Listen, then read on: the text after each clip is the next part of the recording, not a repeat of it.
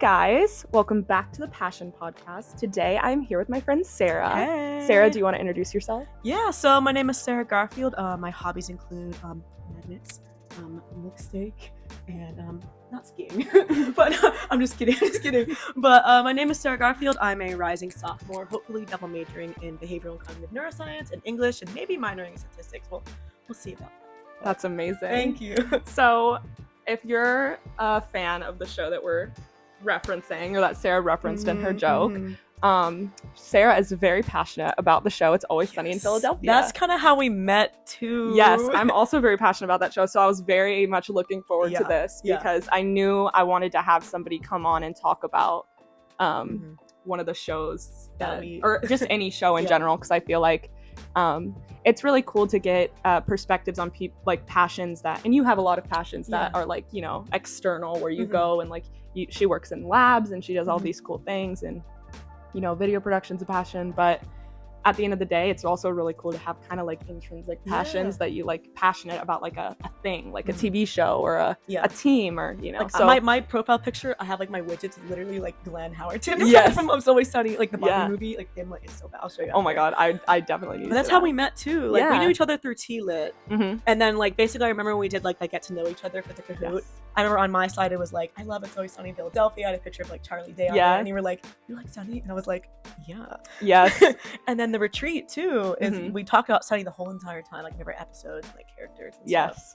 I find that so comforting too, because I'm kind of like an ambivert, so like I'm sometimes not as outgoing in certain situations. And so it's really like, it's lovely to connect on something like a show or like a piece of art that you both really enjoy, because it just gives it makes the conversation, and obviously like our entire friendship really is based upon that. It's literally the whole like thing. We wouldn't have even spoken literally if not that. So I just think that that's really cool, and I wanted to talk about that and talk about the impact that the show's had on your life and the people it's brought into your life. So let's go ahead and get started. Okay. I will start asking questions. Okay, so how did you first get into watching It's Always Sunny in Philadelphia? So my friend Isabella, shout out Isabella, I love her. She goes to UCF, and I remember back in high school, she was like, I love this show. She's kind of like you. I feel like you'd be friends with her. She loves like Modern Family, all those shows, all those comedy shows. She loves screenwriting and everything. She's like, that's so cool. She's like, I love this show called It's Always Sunny in Philadelphia. And I was like, I never really heard about it. I've seen like scenes before, but never really like watched the whole thing. And she was like, I'm gonna show you an episode. And she showed me the episode where it was, can I say on the podcast the name of the episode? Which episode is it? The Dennis Mac Bangs. Oh, yes, yeah. Okay, yeah. I don't know if I can say that on your podcast. Oh, yeah, you're good. But she showed me the episode Mac Bangs Dennis's mom, and she was like, it's a great representation of all the characters, and I was like, okay. And at first I was like, I don't know if I like this show at first, and then she was like, we're watching all of it. So every like Saturday night, what we do in high school is we would meet over Google Meets, and we would watch that's cute. So I think we watched seasons 1 through 15 together, like over Zoom. That's a lot of TV. That is so cute. It's a lot of TV. We probably watch like 5 episodes every night, and we'd like keep a counter of like toxic masculinity in the chat by Glenn and Dennis, and we would just like that's so cute. That's literally that sounds like such a fun. I would totally how'd you enjoy get that. into Sunny? I was just looking for another. I had watched like, you know, I'm someone where like, if I'm like going through like a transitional season of life, and you know that I'm a rising junior, so like when I was like a freshman in the dorm, I like through seasons of like difficulties or change or whatever, I stick to the same show. So I like read the same books, that I watched the same show. So I just was like watching. I was like stuck in a loop of watching like Modern Family like over and over and over again. I did the same which is like thing. Which is a lovely show, but it's also very nice to expand your horizons. And also it does, you know, there gets to a point where you can tell them every single line of dialogue. Same with Sunny. I can mention every single like reference. And, character. And which is nice, but sometimes it's nice to get a change. And so I remember my cousin who lived in the same dorm as me watched this first episode with me, and I don't remember the first one that we watched. I think actually the first one we watched was Dennis and Dee Go on Welfare. I think that's the first one I ever that's saw. one of my favorite episodes, and that's one of my favorites too, that's because it also just reminds me, like, obviously like the whole show, like the show is basically, for those of you who don't know, it's a comedy, but it's like entirely satire. So like there's the cast is like, everyone on the show is like a horrible person. It's like Seinfeld, like, just like worse, like so much worse. They like just start, you know, they get into like, they grift people, like they're very much like, they're not good people. But there's like some elements of like them joking around where it kind of reminded me of me and my cousin, like Dennis and Dee. So I really loved that. And so, but at first I like wasn't like you. It's like kind of like an abrasive show. It's a lot. You have to really, I would recommend like if you want to watch the show, which I definitely think you should. Skip the first season. I would start on season 2, episode 1, but even then it's going to take a while. But it's totally worth it. And the show honestly goes by really quickly too. It does. But I started watching it with him, and then when I really I think started getting into it was I was going on a flight. I don't remember where I was going, but I downloaded like episodes of the show for the plane, and me and my dad were on the plane together, and he had never seen the show, and watching it with your dad is so bold. That is no. My dad and I like watch all kinds of like. I love that. He like that's like our relationship is built on like stuff like that. Like so he like loves. If I showed my parents that, I think I would die. No, I got in trouble for watching Family Guy when I was younger, so I don't think I'd ever. That's another one of my favorites. It's so good. Stewie. But he like I downloaded a couple, but the one that really stuck up was Gang Wrestles for the Troops. That's so good.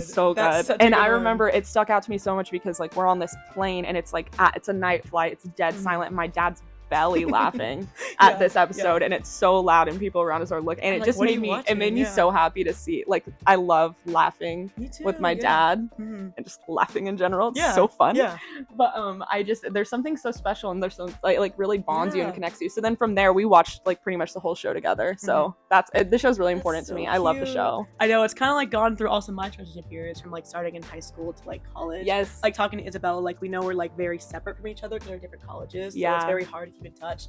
But, like we keep in touch through sending each other like sunny memes, and we're like, that's so me, that's so me. Like sending each other like memes and everything. Like what character are you? What character are you today? What Dennis are you today? Like what vibe are you? We're the same person, because like and my friends too, like some of them I've gotten to watch Sunny, and they all really like it, but I definitely like annoy the crap out of them with asking like what character are you in this episode? What character do you think you encapsulate? Yes. Who do you think? Which is like those are my favorite types of conversations personally. My favorite. I don't really know why. No, it's just funny. It's kind of like Myers-Briggs, you know? Yes, I love Myers-Briggs. We're very much like, I feel like we're very much like personality test people. We love those. I love, because it's like cool too, because like when you ask someone like which character are you in this, you not only get like, you know, a perception of who they are as a person, but it's also really interesting to see how other people view themselves. Yes. Then you ask somebody else, and they view somebody else, you're like, I should change my public perception maybe. It's like, also funny too, because you'd be surprised how many people have the craziest perception of themselves. So like someone's like, I'm a dentist, and it's like, I'm like, what? Are you a dentist? Like that? Do you know you're like, I was like, the dentist system? That's so different from how I interpreted you. Me? Like, is that how we became friends? Like, what is this? Yeah, so it's just funny. But what is your favorite episode, if you had to say? It's so hard, but my love's Dennis, Sweet Tea has a heart attack. Oh. That I just like, obviously there's like the iconic like Pepe Sylvia rant by Charlie. Could you explain the plot of that episode? Okay, basically Sweet Tea has a heart attack. Wait, first, let's go back to let's explain. Okay, so basically this show, just a quick synopsis. It's about these 4 friends who own a bar: Dennis, Mac, Charlie, and then Dee. And then Dennis and Dee's dad, Frank Danny DeVito. is Danny DeVito. Yeah. And so like they all own and operate this bar together and just get into shenanigans. So they're just the worst people. Dennis and Dee are twins. Mac is just a closeted man. Charlie can't read. He's illiterate. Charlie can't read. And then Dennis is just, he's insane. He's a sociopath. Yeah, no, he is. So explain that plot of your favorite episode. So basically, Dee has a heart attack in the bar, and then nobody takes her seriously. And they're in a hospital, and I love the scene where she's like, the doctor was like, do you have health insurance? And then Dee's like, no. She's like, well, get out. I'm totally including that right now. Wow. Why are you wearing that thing, dude? I'm getting a full body scan. I've been partying real hard lately. Whatever, she needs to see the insurance card. I canceled that shit when you were 9. What, dude? You canceled our insurance policy? What, am I gonna carry that burden around? It's so funny. And then like, so Dee is like, I'm gonna start, going to the gym now because I had a heart attack. So like Dennis and Dee go to like the gym, and there's my favorite scene was like when they're also like doing bicycle, and then the guy's like, is there any like health concerns I should know about? She's like, I had a heart attack. And then he's like, what? You shouldn't be here if you had a heart attack. Yeah. And then so yeah, Charlie and Mac realize they're not getting health benefits from the bar, so they try to get a job together at an office. So and they work in a mailroom for actually less than minimum wage. And then Frank, I don't know what Frank's doing in that episode. I think Frank just, I don't really know if he was in it that much. I think Frank was just kind of like there. I honestly don't remember. But basically, I don't know if there's like a really iconic scene where Charlie's in the mailroom with like all those pages tapped to the wall. It's like Pepe Sylvia. That's like all around the internet. I'm totally including that too. And it's funny too because like when they're, you know, not auditioning, when they're interviewing for the role, for the role, when they're interviewing for the job. Scene ever, the bloopers. It's so funny.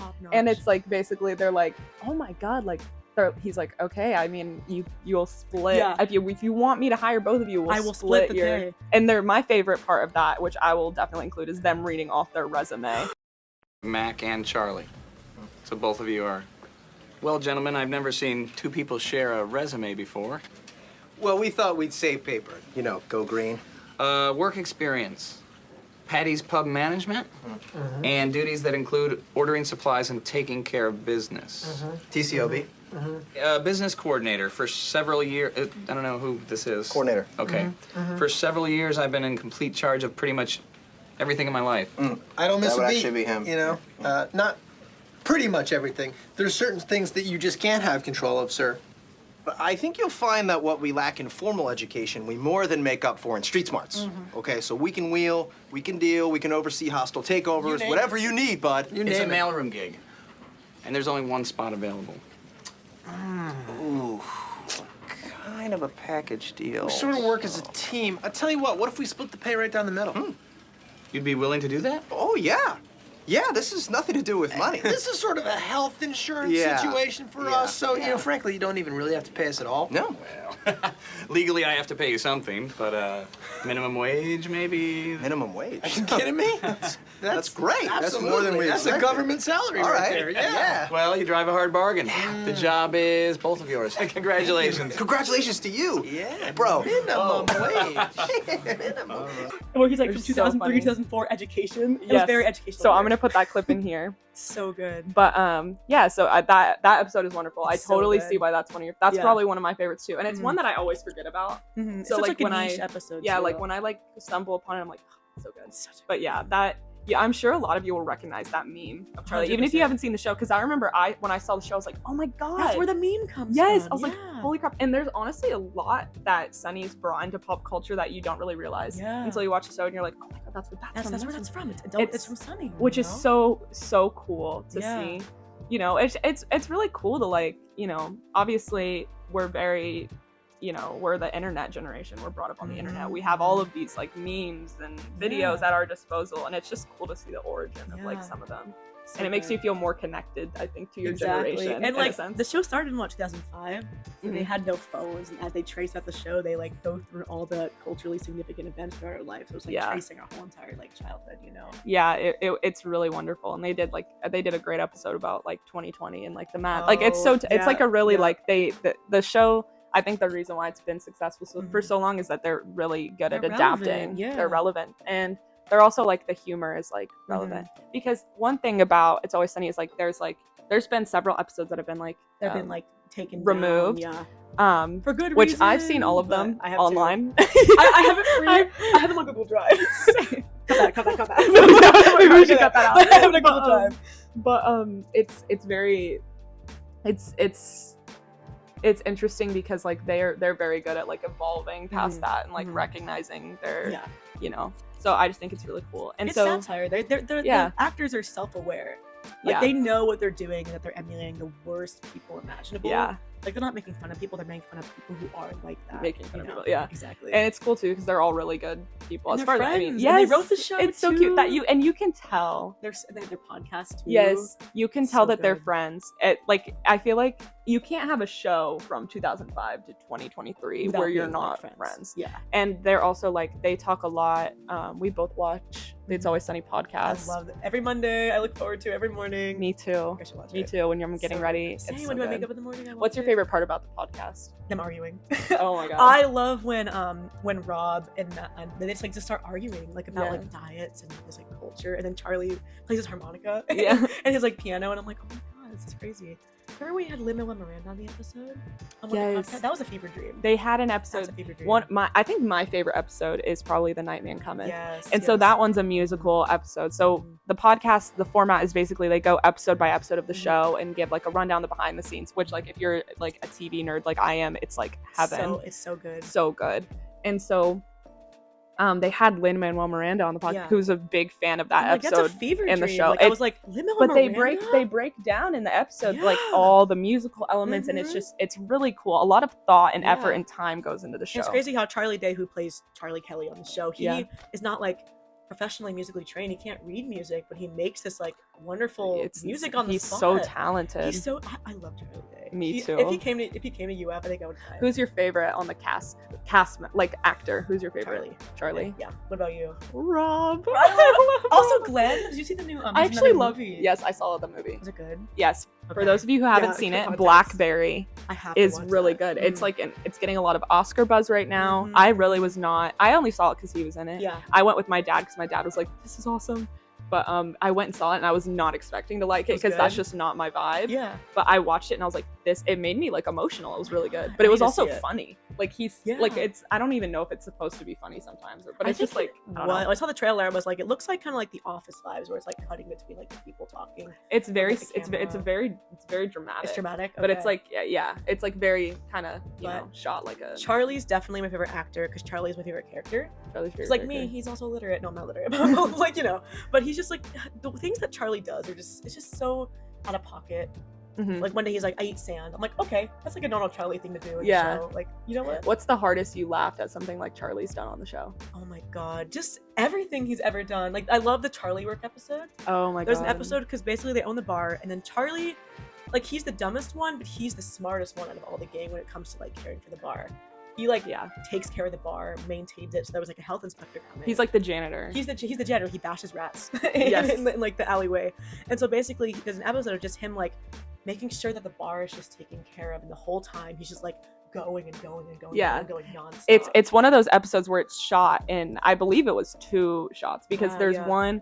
So like it's one of those things where this is something that I always talk about too with my friends, where it's like I love like rhythmic comedy. I love it. Yeah, I love it so much. Modern Family is like that, where it's like you can. It's really hard to explain. I'm bad at explaining it, but like when you're watching something, and it's like a set like if you think about it in comparison to a drum set, it's like. Bing, and then the joke. So it's like it flows just like perfectly. Yes, and so like Modern Family is really good at that. There's no laugh tracks to it. Like, but it's like there's a rhythm to it, and so like this episode is very rhythmic. They even have the drum in the back. Yeah, which like absolutely it's is like the cherry on top. I'm obsessed with that because I was like, that is such a like good example of how like rhythmic comedy. It's so good. I would definitely recommend watching that one. But it's really cool because it was shot in like one take because it's like a continuous shot. I think there's one where I think there's 2 takes. I think when they go outside. Yeah. But you can't you're not supposed to be able to tell, but you can tell probably that they switch. Yeah, it's like Charlie goes from like the bathroom to like, the bar and back to the bathroom and then but I think I think it was like pretty much 2 or So that one's really cool. I think that's something that I really like about the show too, where it's like they're very much like not boxing themselves into like just doing because like they do everything. Yeah. They experiment with different things, different jokes, different characters. Yeah, and it works, What's your favorite episode? Because like there's been episodes where like when I say like they they think outside the box, like they do like they had like a musical episode. I love that. They had the other musical episode where they were singing. I just watched that one the other day. I love that one. They had like the film noir episode. The true crime documentary too. Yes, the true crime documentary. That one's like there's all kinds of like different like it's not just like with modern like I'm so sorry to bring up Modern Family again. I love Modern Family. But it's like such a good example of like I always compare the 2 shows because they're both really good. But the difference is like It's Always Sunny is very like Modern Family is very formulaic, which is what makes it great. Which is what makes it great and a dependable, great show. But It's Always Sunny, you kind of never know what you're gonna get, which is exciting. And that's what I love about it. Like Nightman Cometh, there's a musical, but for context, Charlie is obsessed with this waitress. he like stalks her. So basically this whole musical is his elaborate plan to ask her to marry her. Yeah. So it's like the whole time they're singing, and then Yeah. at the end he comes down like this big sun, and he's like, will you marry me? She's like, of course not. Like, I don't like you. Like, what the hell? And it's cute because they're married in real life. And the cast members are all like, a lot are married in real life. Yeah, Rob and Caitlin, who play Mac and Dee, are married. They're married. And then Glenn, who plays Dennis, is then- married to the one She was a a girl guest who she was a star. guest star in an episode. Mhm. Her name is Jill. Yeah. But yeah, it's really It's so cool, good. and you can tell that it's very familial. Like Mhm. all of them, like obviously, like they all have kids. I'm sure Mhm. that like they all hang out, and you can tell. I also love the true crime one. So as we mentioned, like Dennis, he's a psychopath, actual sociopath. Yeah, And he was married to this girl who was like Maureen. She was like a cat. That's a whole thing. she like decided that she wanted Yeah. to start transitioning to be like a cat Yeah. person. Yeah, And then she mysteriously died. And then the whole episode was like a true crime. yeah, Like framing Dennis. Framing Dennis as like the killer. Yeah, And I'm like also kind of a fan of true crime. Me and too. I love like criminal psychology, forensic psychology, stuff Yes. that I've been thinking about. And it's like, I love the way they shot that. It's just a satire of all like those criminal documentaries Yes. and everything. yeah, like the I'll put a clip of it in here Mhm. too, but like the shots that they get and like Yeah. the the picture where it's like, and then it turns black and white where they're like, Yes, and yes. she died. Yeah. It's not a cat. It's a cat woman. Its neck is broken. Wednesday. Did I kill Maureen? No. Am I glad she's dead? Sure. Totally could have done it. I still have nightmares about it. Well, that's all a lie. Was I a person of interest? Yeah, I am an interesting person. Dennis killed Maureen. He did us all a favor. You ever seen a grown woman take a dump in a sandbox? Like that. And it's that's me and my dad's one of our So favorite good. episodes to watch So together. good. I love the part where Charlie's like, yeah. I'll put It that. reminds me of, It's you know so that funny. SNL skit with Bill Hader where he interviews, is that guy, that true crime guy? Oh yes. You know what I'm talking about? That's what it reminded me of. Yep. Yeah. Yep. I love that. The 60-minute. Yeah, the 60 Yep. minute where he's like, she died. Tell me more. Yeah, I'm putting that You know in there exactly what I'm too. Ah. Did he slap you 5? No, it was a dead arm from a dead body. Oh, that's terrible. Yeah. Yeah. That's so funny. It's so funny, and it's Mhm. so like, it's obviously like such a, it's so, you find out at the end of the episode that the whole thing is like Mac and Charlie were making this Yeah, documentary yeah. against Dennis, But we don't know that. but you don't know We that the don't whole know episode, that. and that's how so many of them are Mhm. that are like that. Like there's always a Yeah. reason for Mhm. what they're doing. I just think that that's really cool. The show's still going. The We're on show's season still 16 going. right now. Yes, It's- so I wanted to hear your Yeah. thoughts on the new season because we Yeah. haven't talked about it yet. So what do you think? it feels like old Sunny to me. Mhm. Like last season 15 was like, I liked it, but wasn't my favorite. Season They were also in a 16 different location. They were in Yeah, Ireland for yeah. most of it, so Mhm. yeah, I get love that. the episode, the Ireland at the end where Charlie did that performance with his dad. That was like my favorite. That made me cry. I cried too. I was like, Yeah. what the heck? I've But- never cried from that show. I know. I mean, I've cried. I cried every show. Like anything happens, I'm like, I almost cried to like a Batman movie yesterday. Like, That's funny. like when he was, I was like, oh my god. Yeah. But yeah, season 16, there's a scene that I love. It was I don't know, I forgot what episode it was, but where he met the Chase Utley. So I Mac, think it might have been the second. was it the second or third? first? I don't know. One of the episodes. But Mac is obsessed with the baseball player Chase Utley. He like writes him letters Mhm. throughout the whole season. He's like, I love you, because Mac never had like a dad figure. Yeah. He's been in jail, his dad, the whole time. So he like writes him letters, and Chase Utley always thought he was like a child. Yeah. So when he finally met him for the first time, he did this like crazy like transatlantic accent, Mhm. like where he was like, nice to meet you. Like it was just like very like poised and polished, and it was so funny. yeah. I think that's the most I've laughed from Sunny in a long time. Wow. I'm gonna put that in there for you guys. to see. That made me laugh so hard because my friend is like Isabella. She's obsessed with like 1950s culture. She's like, that's Yeah. so me. That's Yeah. so me. Like the way. But last week they had Aaron Paul and the Breaking Bad cast on. Yeah, there. Bryan Cranston. I liked the episode, but I thought it was like missing. The end was kind of weird. The ending was weird. There's a joke on the podcast that they talk about, which Yeah. I'm sure you know about because we both are like Yeah, obsessive yeah. people. we watch podcasts all the yeah, time. so we yeah. like know everything about it. But like, they're like, there's this line in one of the episodes where he goes, and it just sort of ends. It just sort of. and that's kind of how that episode was. It just kind of ended. It just kind of ended. It just kind of ended, which is cool. I Yeah. honestly, personally, I get what you're saying. Yeah. Like, I kind of felt like I was like, like there's a lot of Sunny episodes that just kind of Mhm. end, and I really like that. Yeah, that's But the that point. one felt was just, like- weird. I feel like we needed like that one felt more. I don't know the character, because I mean, Bryan Cranston gave like a great like Walter White-esque monologue at the end of his, which was awesome. And the main that episode was so funny too because they were playing themselves. Yeah, so they were basically trying to. The cast was basically trying to pitch them like a business opportunity or whatever. And I love when Charlie was like Mr. Malcolm. Yes, because they thought that they were the cast of Malcolm in the Middle, not Breaking Bad. So like that was Malcolm funny. grew up. Yeah, so like Malcolm's dad. Funny. Yeah, it's so funny. So I really like that episode. I don't really know. For me personally, this season has been a hit or miss. There are some episodes that I like. There's always moments in episodes where I really like them, but I feel like this is just hard with like writing television in general, but it's like once you have like a show where these people are so fleshed out, like they have so many characters, like you know so much about their lives, so much about their characters. More, you know. I think it's like it kind of there's a sense of where like, and I watched again Modern Family did this towards the end of their show too, which you know it's really hard not to do this, and I think that there are some episodes where they successfully don't do this, but where you kind of like make a caricature out of the characters, where they do something so insane and out of it's pocket. like too like they say something, it feels too broad, feels too far-fetched, because I feel like what makes these shows so funny is the relatability and like the fact where it's like these people are doing this in real life. That's so funny. But like when they go too far and they like go too like, I don't know, it's kind of like it's like for the fans, kind of like they're being sentimental in a way where they're like, you get what I'm saying? They bring back references and like plot holes that we didn't, if they like somebody watched, like if a person started watching Sunny during season 16, they'd probably be very confused in like the dynamics of the characters, so they do things for like fan service, because like I mean I love that because I've been a fan of the show for a long time, but someone who like has never seen it before, they'd be like, why is there this homeless guy named Cricket? Like, and I definitely I like it sometimes.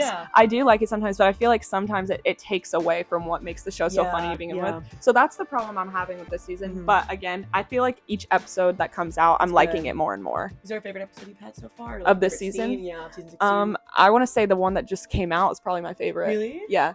The Bryan Cranston, Aaron Paul one. I think every single episode got better as I watch it. I like the Frank versus Russia. I think that's episode 4 that or one, 3. I think that's the one I was talking about. I think that was the Chase Utley one too. Yeah, I think so actually. That was the end. Yeah.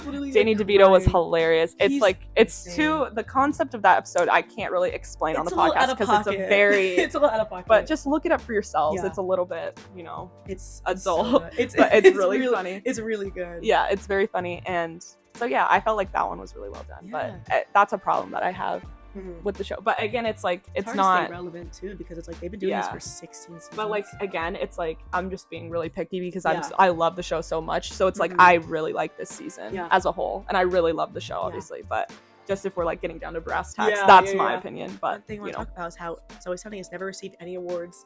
Yeah, why do you think that is? Because it's raunchy. Because I think people don't understand not they don't understand the humor, they just don't get it or don't think it's gonna because a lot of the times, like for example, like the genre like horror always gets snubbed at like the Oscars and the Emmys. Like Hereditary, how did she not get nominated for anything? Oh, that movie was scary. Yeah, I cried. I was scared for months. Like, how did Toni still Collette am. not get nominated for that? Because she was amazing in that movie. That was insane. They like to play it safe. Yeah. You know what I mean? So I think with like It's Always Sunny Philadelphia, I think that if it got nominated for something, there would be like not like a backlash, but I think it just wouldn't. I think it also has to do with the fact where like It's Always Sunny is kind of like a cult classic show. Like the people who watch it are all very invested and very big super fans. So they have like they have a great fan base, but it's very kind of like like shows like Family, not Family Guy, but like shows like Modern Family, like kind of like everyone watched it. They're like, oh yeah, I've seen a couple episodes here and there. With Sunny, it's like it's kind of like an all-in situation. So like you've seen one and you hated it, or you've seen one you like, I love it, and you watch all of them.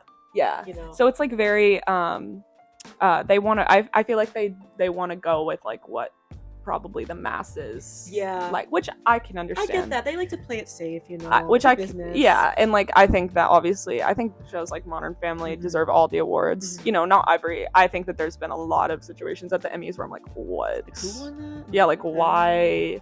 I can kind of understand why. But I personally think they should all win. I mean, I think they should win all the awards for the show. Do you watch all the award shows usually? I love the award shows. I do sometimes. It depends on who's hosting. Yeah.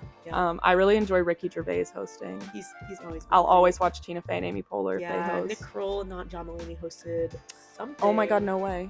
I don't think it was the Emmys. I think it was like one of the indie film festivals. Yeah, that's really cool. Wait, I think I did see parts of that. You know, yeah, it was like a really like monologue for like. No, yeah, that's really cool. Have you seen Oh Hello? No. So good. Wait, I've heard about that though. Is it a podcast or show? So John Mulaney and Nick Kroll, they did a Broadway show where they played these old men named Gil Faison and George St. Geeglin, and they're basically playing those old men on stage for Broadway performances. So there's like it's filmed on Netflix. That's so cool. Yeah, they would invite like guests up. They had this like bit called Too Much Tuna, where it's like they're playing like old Jewish men in New York who like go to the dollar store and buy stuff for fun, you know, and they like have this bit where they have like a baked tuna sandwich, and they invite guests on stage. They had like Bill Hader one time. They had love Bill Hader. They had the girl who was O.J. Simpson's defense lawyer on stage. Marsha Clark. They had Marsha Clark as one of their guests, and I was like, how did they get Marsha Clark on this? That's funny. And it's just like really funny. Yeah, the joke they just like hit. Yeah, I love John Mulaney. I'm not too familiar with Nick Kroll, but I definitely know who he is and love and respect him. But John Mulaney is. Glad he's doing better now. Yes, he had a rough couple years, but he's so funny. He's written and you're we also share another passion of Saturday Night Live. You love Saturday Night Live. Yes. And he was a writer on SNL for a really long time. He's hosted a bunch of times. My favorite era of SNL is like the Bill Hader, John Mulaney. Yep, same. That's the best. I literally talked about that in my intro video where I was like that. I know it. Yes. That era. And like he was like he wasn't on the cast, but he was writing, and he was writing like one of my favorite SNL skits, Stefan. He wrote that with Bill Hader. So I'm like, Stefan. Yeah, he's great. He's great. This club has everything. This club has everything. The Hippodrome. Yeah. It's always sunny, you know. Yes. Like, you know. The Passion Podcast. Passion Podcast. Yeah. Do you have like, so you're very much into like comedy and comedy shows. Yeah. Which, obviously we share that passion. Who's your favorite comedian? We just mentioned John Mulaney, but I love Nick Kroll. He hasn't done as much stand-up stuff. They just came out with a stand-up show, like, I think it's been like 6 months now, and I've seen it like 5 times. It's like my comfort show. You know, like when you go back to shows and just rewatch them. Whenever I like do my makeup or I'm in a sad mood, I watch Nick Kroll's comedy special. He does this really funny bit where Jason Statham, that action star, he's talking about like how like when you look in the mirror and like someone's like looking back at you saying how ugly you are, and he's like, oh yeah, my person in my mirror is Jason Statham, and he's like, hello there, you look. I can't do that accent. Like, you know what I mean? Like it's just like so funny. Yeah. And the way he just like tells story, he's just so silly and goofy, and that's so my vibe. Yeah. And he's like runs around on stage, his little dance. Comedy is like such a lifesaver. It's such a lifesaver to watch. Like it's so it's just so it's so comforting. Yeah. And what about comedy do you think draws you in? Or like when did you first starting into watching like more like comedic shows, or like how did you get into that? I think my family's always been into comedy. Like we always make jokes, My family loves Seinfeld. My dad and my mom, they would watch Seinfeld. It's just like a Jewish like rite of passage, you know what I mean? You have to watch Seinfeld, So my parents would put Seinfeld on. We would watch Dumb and Dumber. Oh, I've seen Dumb and Dumber maybe 7 times. Yeah. Have you seen the second one? It came out the second one like 2014, 15. I don't think I've seen the second one. Wasn't as good, but like we watched that as a kid. My brother and I would always watch Dumb and Dumber. We'd watch Family Guy. We'd watch like SpongeBob, like Amazing World of Gumball, all those like shows in Nickelodeon and Disney Channel. I just kind of like gradually got into it because comedy is a great way to escape. Because like when you take all these, you have to take technical classes and you have a really transformative period and hard periods in your life. You're going from high school to college and you're like, but the one thing that sticks with you is comedy. Comedy's never gonna leave.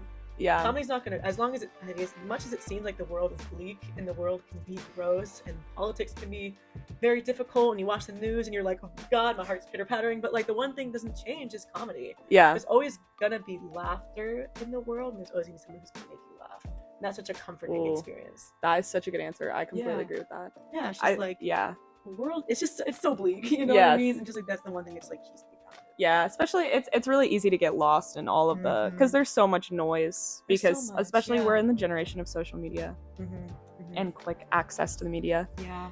So there's so much noise all the time, and all you hear about are these horrible things happening, or like even if it's not a horrible thing, there's really very few things people can agree on. Even something that like you perceive as like a positive thing where you read it, everyone is like fighting about it. You know? So there's just always I've much arguments in the comments of like TikTok where people are so negative. And it's like it's real life, so you're like, I don't know how this is gonna end. Yeah. I don't know who's gonna be in charge. Like I don't know how we're gonna get past this as a country. And the thing with comedy is that it can also be taken advantage of as well. Like I think a lot of people I've seen are like, you can't take a joke, but like that joke is when you're like being discriminatory or homophobic towards like a group of people. I think that sort of comedy gets mixed in between real comedy. Like It's Always Sunny is dark humor, but they know what they're doing with that dark humor. Yeah, there's a very like it's a thin line between like, making fun of someone for the sake of making fun of someone, or making fun of somebody because you're making fun of somebody who does make fun of other people. That was but that show it's like that show's very clear where it's like it has like the straight guy, like not as like a and not sexual orientation, but like straight guy meaning like the guy who's like, you know, representative of like a normal person, just like a normal person, a normal character. So it shows like, because they're like obviously reacting to them like, what is wrong with you? So it shows that like it's like the show's very self-aware of itself. Exactly. And it's kind of hard sometimes with comedy, because like a lot of like comedy you see in the past, you're like, I mean, obviously it's not 2023 yet. I'm not going to judge something based on when it was in 1950 based on like what we are now. But it's like some of it was like, ooh, that's a joke that maybe we just, like, and it's like it's a cheap laugh too. Like if you're just making fun of someone, like okay, haha, you're so silly, goofy. But it's like It's Always Sunny is very clever. It's very cleverly like, you know, it's nuanced. It's not just like slapstick kind of like you're stupid. Which is like just cruel, you know. Exactly. Like you've been with these characters for 16 seasons, so you know like their inner demons, their inner fears, their inner insecurities. You know, all these characters are so insecure. Like there's an episode where they go to therapy. That is so funny. That's also a good The episode. gang gets analyzed. They get season 9, I think. 10. Yeah, there's a YouTuber I watch. He's a psychiatrist, and he responds and reacts to the characters, and he like from like an analytical perspective. Oh, that's so cool. I'll say it to you. It's so good. Yeah. But he just like, it's just so funny that we know these characters inside and out. So like when we're making fun of them, we're not making fun of like specifically these people. We're making fun of like their actions and what they're doing and like how stupid they could be. We're like, oh, typical Charlie, typical Mac. They feel like they're like are come from our family, I guess, in a way. Yes, I agree. Yeah. It's very like it's really interesting, the psychology behind that too, because it's like everybody on the like it's kind of like they all need some intense therapy. Yeah, like but everyone on that show too is like very like obviously they're really bad people, but you love them. Exactly. And you want them to succeed. Like Charlie or like just, I don't know. Like Charlie, I root for him every time. I'm like rooting for them. He's dumb, he can't read, you know, he came from like a really rough family. Mother, he didn't love him. Father, absent father. So you're like, typical Charlie, you know, he's like a child, even though he's like 45. It's just fun. It's just like there's something so special about that, because it can it just makes you like I think about the show Inventing Anna a lot. Did you watch that? I did not, but is it the one with the girl who scammed people?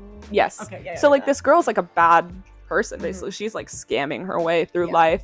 But you watch it, and like at least in my experience watching it, I was like, I wanted her to make her goals. I wanted her to like succeed. So it's like when you watch something from someone else's perspective, like even from the bad guy, like if like I'm sure if like Avengers Infinity War was filmed from Thanos's perspective and his thought process, like, you know what I mean, you would feel a lot more, a lot better, you know, sympathetic towards him. Where it's like, I think that's something that's so powerful about television in general. But it's so interesting how you can like watch these people like, because it's like the you know the characters that they're like even screwing over. I'm like, you know what, like I'm like I want the gang to win. You know, Cricket's a crack addict, but it's fine. Yes, it's fine. It's just so funny, and like it's really, I think like how you were saying, where it's like they kind of like become like a part of, so assimilated into your life, and it's just so the best word to describe it is just fun. And that's why comedy is so transformative, and I don't think comedy will ever die, because it represents those people that you never see in drama, that you never see it. And the thing about comedy is that like a lot of times with drama you see people who are like, you know, beautiful, their hair is flowing, they say the perfect things at the right times, but in comedy that's funny, you know, like it's perfect, it's funny to be perfect all the time. It's funny to have imperfections, and that's kind of what Sunny does, is show these like horrible people who represent the worst parts of who we are, and our subconscious memories and our thoughts, and like that's why comedy is so transformative. And I think, like to your point, I think that one of my favorite things about the show is Dee, Caitlin, who is played by Caitlin Olsen. And like she's not even my favorite character on the show. Like I love Dennis and Frank are, I don't know, I love all of them. We should know. I love all of them. But like Dee is not my favorite. But I like love all of them so much. So when I say she's not my favorite, she's still like, you know, I love her. But I'm obsessed with Caitlin Olsen in real life. And also what Sunny did for women in comedy, like apparently I've heard that Dee was supposed to be like the voice of reason. Yeah, Dee was supposed to be cast as the voice of reason, like the girl being like, guys, don't do this. But she fought to be just as like weird and disgusting, and like that. I love that about her. Comedy and is she's weird. Nobody's scared to be weird. And it's so like it's lovely to see like a woman just like being like gross and like nasty, and like she's so like Caitlin is so like committed that she's not like, because you know a lot of actresses would be very embarrassed to do the things that she's done on the show. Like she's done like ran into a car head first. I love that. She's like like chewing with her mouth, like gross, you know what I mean? Yeah, she's like vomited on camera. She's like done weird I'm gonna put her gag is so funny. I'm gonna put like it's so some good. examples here when she's on stage, like stage fright. It's so good. It's so good, but she's just not. It's so comforting to see someone so fearless, and it's really cool because there's a lot of like comedic shows where like I would even argue like again, so sorry, Modern Family, bring it up which I love, bring it up, girl. But those two shows I'm obsessed. I love comparing those two shows because it's like, and that show like Claire, like they always like the ones who are doing most of like the stunt, like Phil's like tripping over himself, but like the women for the most part look pretty put together. And they're not, which is like that's the vibe of that show, so it works for that. It works for that environment. But with It's Always Sunny in Philadelphia, it's just very like she's not afraid to, and I think that's great. That's great, and it's liberating to watch because it's so I love that word. It's so I love that you mentioned that. It's so liberating because it's also like I love like television writing. That's what I want to go into, and it's like it's nice to see like someone like women just like going for it. And don't be embarrassed about it, because if you're embarrassed, then it's going to come off on screen that you're embarrassed about doing it. If you fully commit, which is what Caitlin Olsen does, commit to the bit. Commit to the bit. Like it just comes out perfectly on camera, and it's just so funny and so like genuine. Too. It also it makes you feel less insecure when you see that. You're like, oh my god, she's beautiful. She's gorgeous. She's gorgeous. She's so smart. She's like a bird. I'm obsessed with like a bird. She's like a bird, But like I'm obsessed with her. I've watched so many of her interviews with podcasts. She's so intelligent. She's so like beautiful. She knows her character. She's the entire package, and yet she is literally like. And the fact that dichotomy, I love that. It's so comforting because it makes me feel like, I can do that. You know what I mean? The whole point of like, you're not, if you're not the pretty girl, like, whatever. You can be the funny girl. You can be the It's like that monologue in A Pretty Woman who's like, women.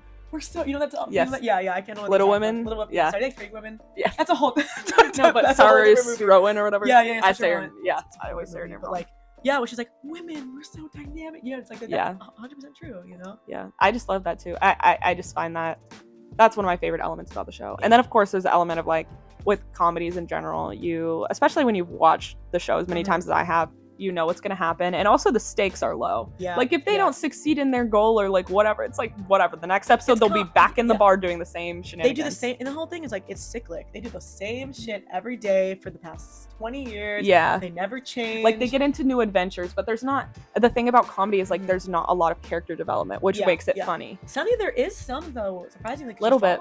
But it also, it's like sometimes there's like, but like character development in the sense where they're becoming better people. And then do you think they're gonna become better people, and then they don't back to their old ways? Yeah, like it always goes. It's always like goes back. And the same thing with like, think about Family Guy. If Peter learns a lesson in a Family Guy episode, guarantee you he's gonna forget it by the next episode. And then he's gonna do the same shit every time. Yeah, like he's gonna be mean to Meg the next episode when he apologized to her episode 4, which is what makes it work. Poor Meg. It's so funny. But like with dramas, like take like Breaking Bad, for example. That's the whole point is character development. The whole point is character development. And you don't know what's going to happen. So it's more, which for me, like some people don't, I get TV show anxiety. I get anxiety when watching things where I don't know what's going to happen.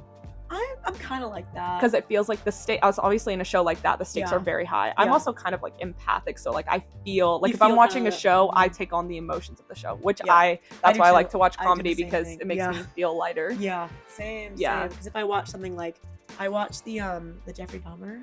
Oh god, I heard that was heavy. I couldn't watch that. No, don't watch it. No, don't watch it. It's sorry, like we just like moved it to a whole different topic. But like that show is intense. So like when I was watching it, I just like felt the weight of just like everything that was going up. And I watched Sunny, I'm like, that's so me. That's so funny. No, yeah. Like then, comedy just makes you feel so light. But like a lot of times with shows, like I don't feel anxiety. I feel when I watch like a horror show, I have to go forward and be like, oh, no jump scare. Then I go back. When I watch American Horror Story, I was like, oh, jump scare. Oh, love that show. That show's a comedy too, kind of. That's such a funny show. It's such a dramedy. That show makes me belly laugh, but it's also so scary. My scariest season to me is Roanoke. Honestly, same. And like, everyone hates that season. And like I kind of get why people don't like the season. I get it. But that was the scariest. To me, that was the scariest. Well, that one was just full of jump scares. Asylum's my favorite. And then that's a really good one. Roanoke is the scariest one. I haven't seen the new season. I haven't either. Because I don't think I haven't watched the latest season where it's like based in New York. Yeah. But I watched the season prior to that. Which one was that one? Was that the It had double Sarah. feature? Huh? Was that double feature? Yeah, it was double feature. I didn't It wasn't good. It wasn't good. Sarah Paulson was amazing, but the story was bad.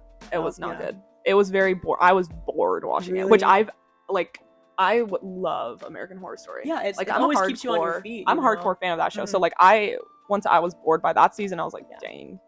But I'm excited to watch the newest season of American Horror Story. I don't know if you've heard about this. It's with Kim Kardashian. Kim Kardashian. It's starring Kim Kardashian and Emma Roberts. So I'm very excited. I've seen Emma Roberts on like Instagram. And I was like, yes, same. Where it's like the girl boss. They're like filming. Yeah. Kim Kardashian? Yes, I'm so excited. That's gonna be canon. I'm so interested into seeing. What is she gonna do? Yeah. I don't know because I've seen her. Obviously, she hosted Saturday Night Live. And her monologue was good. And honestly, her monologue was good, and I liked the show. But she is a terrible actress. So she's not an actress. But like that's what's gonna make that's what's making me watch it. Like I think American Horror Story, it's on season like 11. So I mean I get why it's gotten like boring, but like with Sunny, going back to Sunny, it's on 16th season. It stayed relevant this whole time. Yeah, which is beautiful. Really hard to do that. Yeah, really hard to do that, and I think that they talk about it a lot on the podcast. Mm-hmm. I think, and we've talked about it on this podcast too, with just creative things in general. Mm-hmm. There's a very big part of your ego that's attached to it, and so one thing that they talk about a lot is how like the three people who like made the show, which is Rob, Charlie, and Glenn, Mac, Charlie, and Dennis. They all work really hard to like obviously their ego gets in the way and they get in a lot of creative arguments with each other, but they work really hard to put those aside and really think about what's best for the show and also respect each other. Exactly. I think that that's so important in a writer's room in general. That's what you have to do to have a successful show. They're there for the audience. They're there for the viewers because without the viewers, they have no show. You know what I mean? and it's shown too where it's like, I don't think, not in every situation, because I heard that Ted Lasso had a really toxic writer's room towards the end. I don't know. I heard about that, but that show was still magnificent. Yeah. But I've seen like, Community kind of got bad towards the end of the show. Yeah. And I've heard a few things. And the writer's room was really bad on that one. Right now, although the writer's strike going on too. Yes, the writer's strike. Let's talk about that. Let's talk about the writers. Put your writers. Okay. That makes me really sad because obviously like that's what I want to go into. Yeah, and that's a career. Yeah. Yeah, and it's sad because like writing is like that's the entire show. If you don't have writers writing your show, you don't have a show. You don't have a show. They're like they sit in the room and like obviously like I don't have experience in a legitimate writer's room, but from what I've gathered in like videos I've watched, you sit in a room like putting on, sticky notes on the wall, like writing, fleshing out these whole episodes, like it's a lot of work. So we support the writers' strike. A good cast. Pay your writers. Pay your writers. Yes, pay your writers what they deserve. A good script makes or breaks the show. Like, I've seen shows that just like are just so bad because the script is so not well written. And there's people too where it's like Riverdale. Yes, literally. But it's also like there's people too. Let's take it back to Modern Family. Let's take it back. Because I'm not gonna put a count because I think it'd be too many. Take a shot every time. But let's just say there's like 10 probably times I mentioned Modern Family.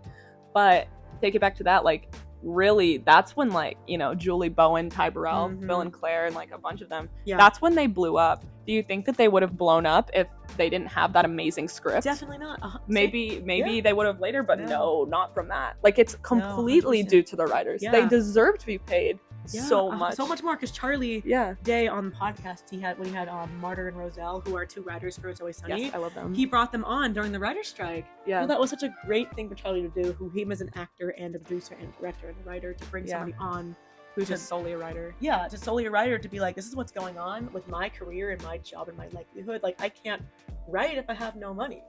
You know what I mean? You can't pay your writers. It's also not fair. It's like there's shows that is like, I mean that industry is full of money. Yeah, like 100%. When you think about it, like all of these shows are making so much money. Why does it all go to like the Netflix? What the hell, Netflix? Come on, writers. Yes, like it's not even like the funds aren't there to pay the writers. They're there and they're being used for weird shit to pay executives off. Yeah. And it's like, also it's like, you know, and I'm sure that, and they talked about this on the last episode of It's Always Sunny podcast, but there's a lot of producers who really don't do anything. Yeah. Like they just say that they're a producer and they slap their name on a project.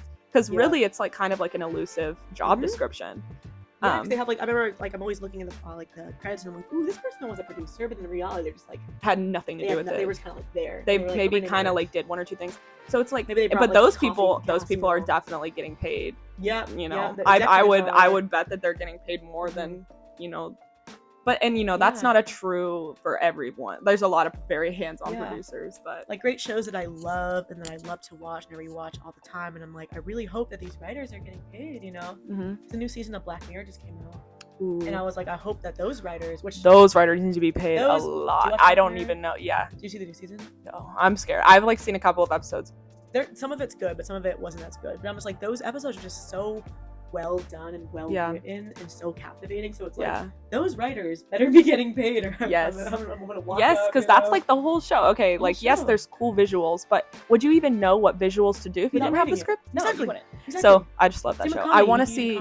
Yes, you know. So true. I really want to see the episode of Black Mirror that just came out with the girl from, what's her name? Oh my gosh, what's the name of the show? Schitt's Creek. I love that show. I love that episode. That show's so funny. Salma Hayek. Yes, I want to see that one. Oh, see, I'm gonna watch that one. But he came out and I was like, Sarah, what are you doing? Some great comedy actors on a very dramatic show. I love seeing comedy actors in dramas because I don't know. I think comedy a lot of the times comes from a very dark place. Yeah, 100%. And so like these people have a lot of darkness in them. Speaking of John Mulaney, he had so much darkness in him, and he made it after he came out of rehab. He had this new comedy special on Netflix. Yeah, and it's so funny. It's great. Making Michael Cera the Barbie movie. Very excited about the Barbie movie. Oppenheimer. I don't know if this is going to come out before or after the Barbie movie's released. I'm so excited. But I'm very excited. It looks hilarious. Ryan Gosling looks so funny. I was talking to my friend that I really hope that Barbie movie is like a slasher. You know what I mean? Like the trailer is like completely different from the movie actually. Yeah. I hope it's like a slasher film. They all kill each other. Like that'd be so good. that'd be so funny. And then Oppenheimer in the same day. Yeah. Like. Well, that's crazy. Yeah, I hope by the time we're seeing this, we'll know the truth about what the Barbie movie's really know about. The truth, and maybe it'll be a slasher. And maybe it'll be a slasher. And if it is, you heard it here first. We're recording it early July. So yep. let it be known it's before the movie comes out. This is our official prediction. It will be a slasher film. We think it's gonna be a slasher. If it's not, that's okay. Yeah, I'll accept it. I'll still watch it. I'll still be in the theater. I won't walk out of the theater. I won't. No, but I'll be a little upset. Yes, I'll be a little bit. I'll be like, where's the killing? Where's the blood? Like, come on, like, what's going on right now? Oh my gosh. Well, thank you so much for coming on this podcast. It was so much fun. I love you so much. We don't even hang out as much as we should. Need to. Like, yes. And thank you for coming on here. Thank you for talking about the show that we both love. Do you have any final words for the podcast? You know, we haven't even begun to peak with this podcast, you know. Another Sunny reference. Another Sunny reference. I'm filled with them, but I just want to say thank you so much for having me on here. I'm just crazy how full circle it became and how like we met through Sunny, we met through our love of writing and our love of poetry, and then how we're talking about that on this podcast, and now people are gonna watch it, and maybe they hopefully will watch Sunny because of us. Go watch It's Always Sunny in Philadelphia. Season 16 Pay your writers. Is out now. Pay your writers. If you learn anything from the podcast, it's those things. Also, shout out Modern Family. I love you. That's like the 12th time I've mentioned Modern Family. I never heard of that. You know, it's like it's a really indie show. It's small. Yeah, it's kind of like the Beatles, like indie band. Yeah, indie, really indie. I don't know. It's underground, but you guys should watch it. You guys should watch it too. Well, thank you guys so much. Thank you so much. Thank you, Sarah. All right. Well, see you guys next week. Bye.